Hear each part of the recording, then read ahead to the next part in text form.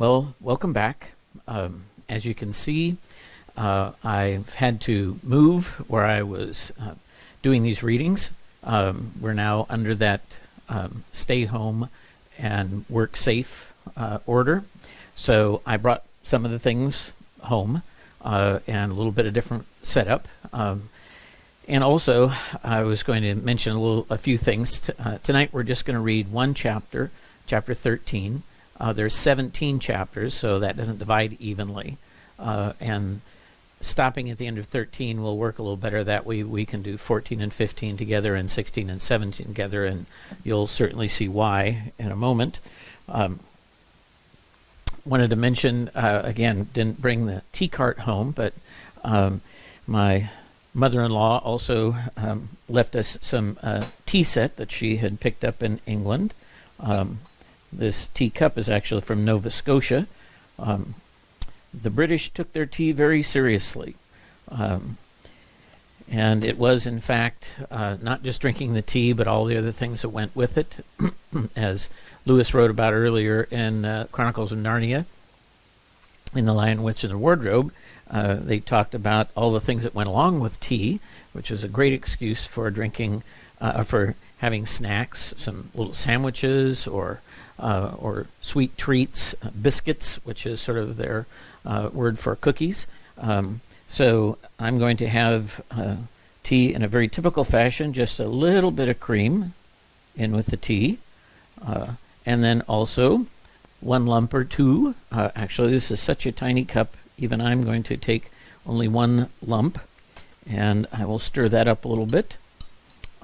Hope at some point you get a chance to try this. If you ever have a chance to go over to England, there's a store there called Harrods, and they do what's called a high tea and come hungry. They have, during high tea, it is a three-tiered rack of desserts that go with high tea. I'm going to enjoy a little bit of a biscuit.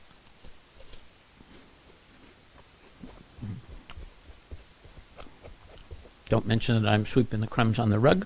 But that really is very good.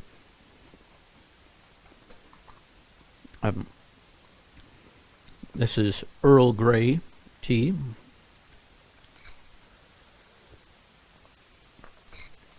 And again, British Empire, which at one time had colonies all around the world, so that it was truly said that the sun never set on the British Empire. They observed tea in peace and in war, and they took it very, very seriously. Probably didn't make as big a mess with crumbs. Well, we left off with chapter 12. By the way, this is my favorite comfy chair at my house to sit and read in, because it's big enough, it's a recliner, and I can curl up in it. And I can also rock, but I won't do that while we're reading here. Excuse me, let me wash that down.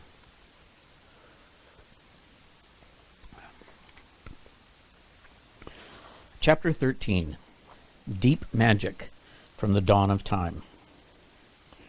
Now we must get back to Edmund. When he had been made to walk far further than he had known anyone could walk, the witch at last halted in a dark valley, all overshadowed with fir trees and yew trees. Edmund simply sank down and lay on his face, doing nothing at all, and not even caring what was going to happen next, provided they would let him lie still. He was too tired even to notice how hungry and thirsty he was.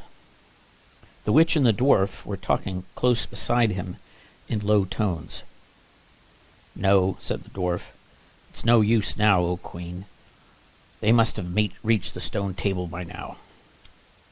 "Perhaps the wolf will smell us out and bring us news," said the witch. "It cannot be good news if he does," said the dwarf.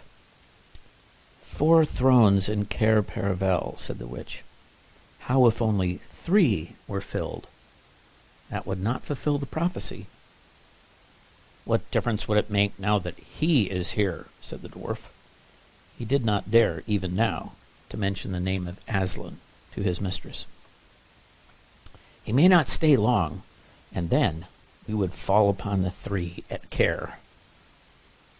Yet it might be better, said the dwarf, to keep this one, here he kicked Edmund, for bargaining with. Yes, and have him rescued, said the witch scornfully. Then, said the dwarf, we had better do what we have to do at once.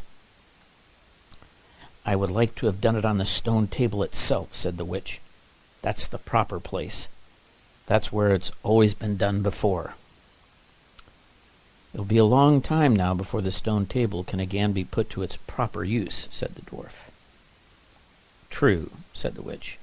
And then, well, I will begin. At that moment there was a rush and a snarl. A wolf rushed up to them. I have seen them. They are all at the stone table with him. They have killed my captain, Mogrim.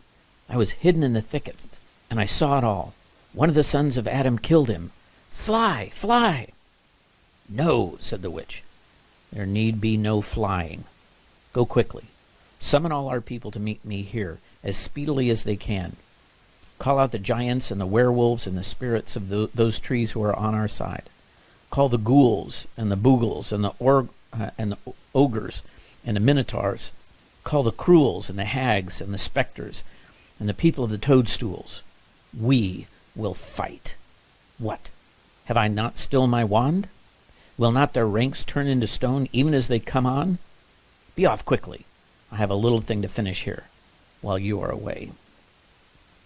The great brute bowed his head, turned, and galloped away. Now, she said, we have no table. Let me see. We had better put it against the trunk of a tree. Edmund found himself being roughly forced to his feet. Then the dwarf set him with his back against a tree and bound him fast. He saw the witch take off her outer mantle. Her arms were bare underneath it, and terribly white. Because they were so very white, he could see them, but he could not see much else. It was so dark in this valley under the dark trees. Prepare the victim, said the witch. And the dwarf undid Edmund's collar and folded back his shirt at the neck. Then he took Edmund's hair and pulled his head back so that he had to raise his chin. After that, Edmund heard a strange noise. Zzz, zzz, zzz. For a moment, he couldn't think of what it was. Then he realized it was the sound of a knife being sharpened.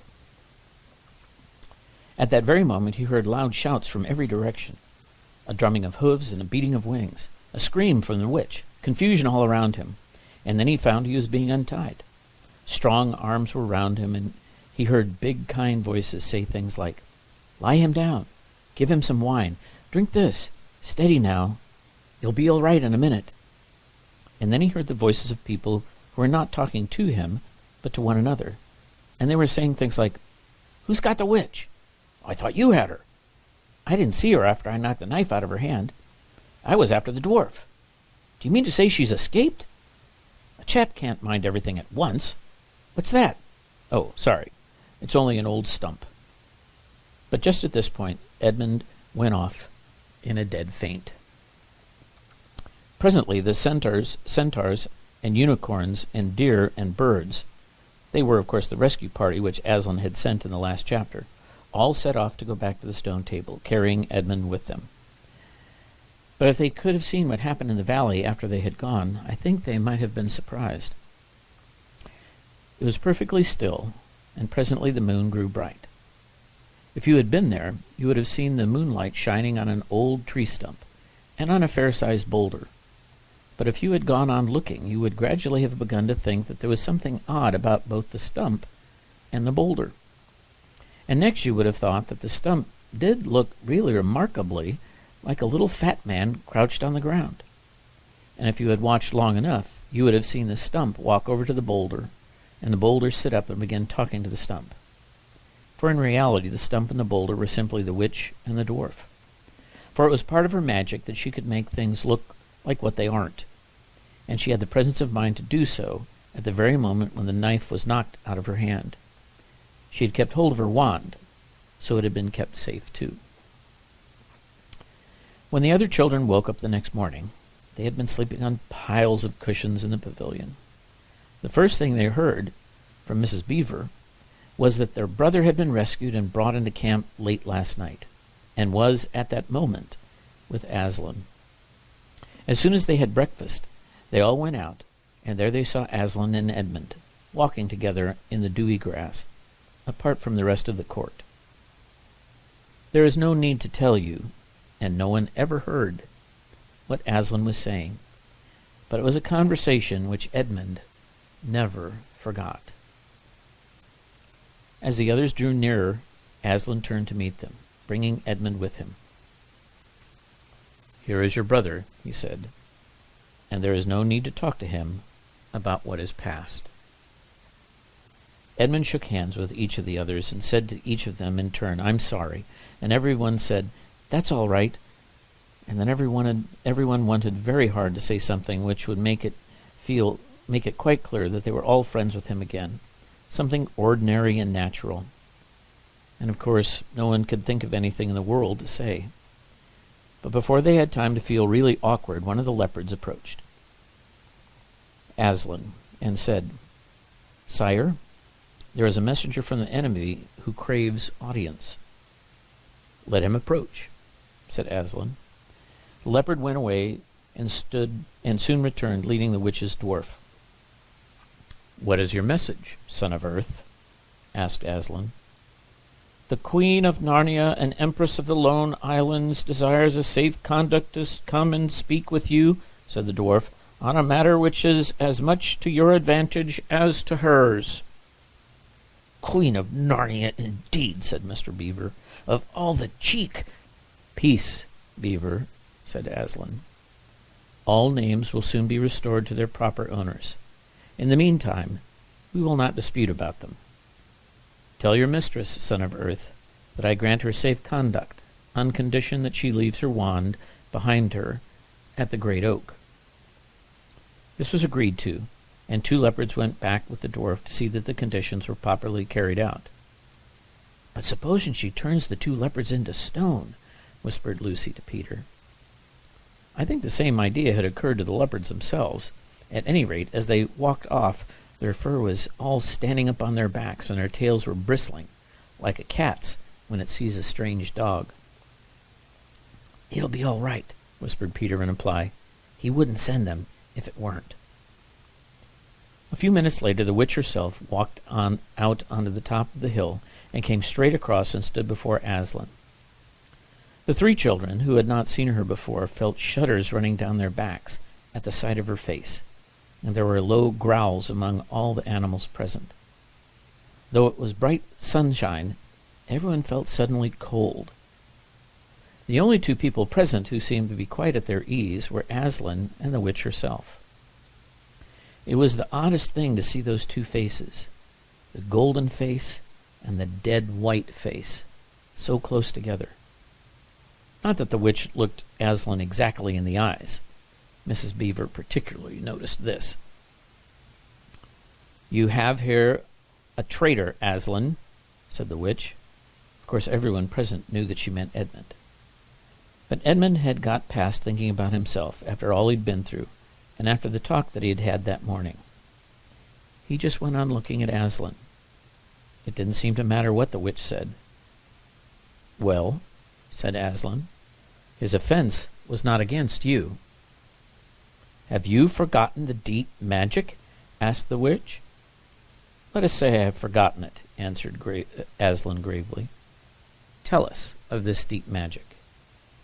"Tell you?" said the witch, her voice growing suddenly shriller. "Tell you what is written on the very table of stone which stands beside us? Tell you what is written in letters deep as a spear is long on the fire stones on the secret hill? Tell you what is engraved on the scepter of the emperor beyond the sea? You at least know the magic which the emperor put into Narnia at the very beginning. You know that every traitor belongs to me as my lawful prey, and that for every treachery I have a right to a kill." "Oh," said Mr. Beaver, "so that's how you came to imagine yourself a queen, because you're the emperor's hangman. I see. Peace, Beaver," said Aslan with a very low growl. "And so," continued the witch, "that human creature is mine. His life is forfeit to me. His blood is my property." "Come and take it, then," said the bull with the man's head, in a great bellowing voice. "Fool," said the witch with a savage smile that was almost a snarl. "Do you really think your master can rob me of my rights by mere force? He knows the deep magic better than that. He knows that unless I have blood, as the law says, all Narnia will be overturned and perish in fire and water." "It is very true," said Aslan. "I do not deny it." "Oh, Aslan," whispered Susan in the lion's ear, "can't we, I mean, won't you, will you, can't we do something about the deep magic? Isn't there something you can work against it?" "Work against the Emperor's magic?" said Aslan, turning to her with something like a frown on his face. And no one ever made that suggestion to him again. Edmund was on the other side of Aslan, looking all the time at Aslan's face. He felt a choking feeling and wondered if he ought to say something. But a moment later he felt that he was not expected to do anything except to wait and to do what he was told. "Fall back, all of you," said Aslan. "I will talk to the witch alone."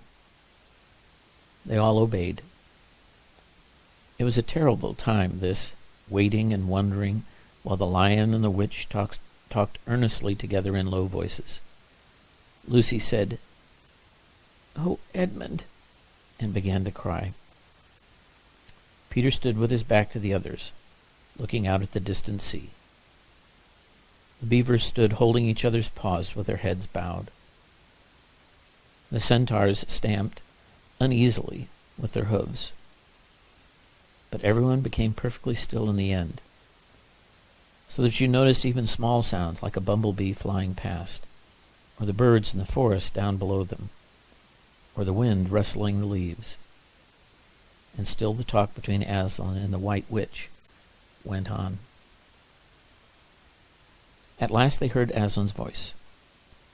"You can all come back," he said. "I have settled the matter. She has renounced the claim on your brother's blood." And all over the hill there was a noise as if everyone had been holding their breath and had now begun breathing again, and then a murmur of talk. The witch was just turning away with a look of fierce joy on her face when she stopped and said, "But how do I know the promise will be kept?" roared Aslan, half rising from his throne, and his great mouth opened wider and wider, and the roar grew louder and louder, and the witch, after staring for a moment with her lips wide apart, picked up her skirts and fairly ran for her life. That's the end of chapter 13. What bargain do you think Aslan made with the witch for her to relinquish her claim on Edmund's life? See you tomorrow night.